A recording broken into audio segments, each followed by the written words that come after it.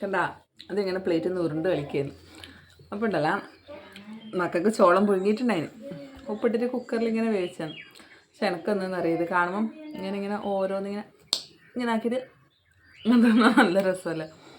കുറേ ടൈം ഇങ്ങനെ പോവും, ഇങ്ങനെ ഓരോന്ന് ആലോചിച്ച് ഇങ്ങനെ ഒന്നിങ്ങനെ പറിക്കുക, ഒന്നിങ്ങനെ പറിക്കുക,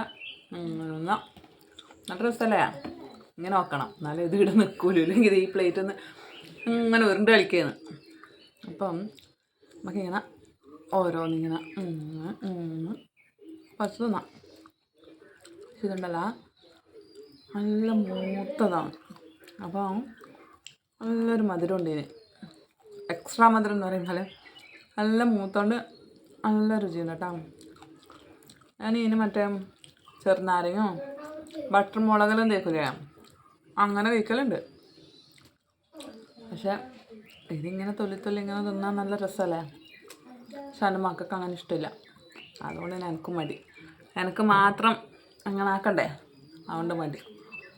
ഞാൻ വെച്ചാൽ ഓരോന്നിങ്ങനെ തന്നെ ഇത്രയും സമയം ഞാൻ തൊല്ലിയിട്ടിതാ, ഇത്രയും തീർന്നിട്ടും. അപ്പം എത്ര സമയം വേണം ഇത് തിന്നണമെങ്കിൽ? ഒരുമിച്ച് തിന്ന പരിപാടിയില്ല, ഇങ്ങനെ ഓരോന്നും ഇങ്ങനെ വരച്ച് ഇങ്ങനെ തിന്നണം, അതാണ് രസം. അപ്പോൾ നമുക്കിങ്ങനെ ഇതുപോലെ സിറ്റൗട്ടിലെല്ലാം വന്നിരുന്നിട്ട് ഇങ്ങനെ ഓരോ കാഴ്ചകളെല്ലാം ഇങ്ങനെ കണ്ട് ഇങ്ങനെ നമുക്ക് അങ്ങനെ പുറത്തോട്ട് നോക്കി നിൽക്കാം. ഇങ്ങനെ നല്ല വെയിലും, വൈകുന്നേരം നല്ല വെയിലല്ലോ അല്ലേ. അപ്പം ഇങ്ങനെ ഓരോ കാഴ്ചയും കണ്ട് ഇങ്ങനെ പുറത്ത് ചെയ്തിട്ട് തിന്നാം.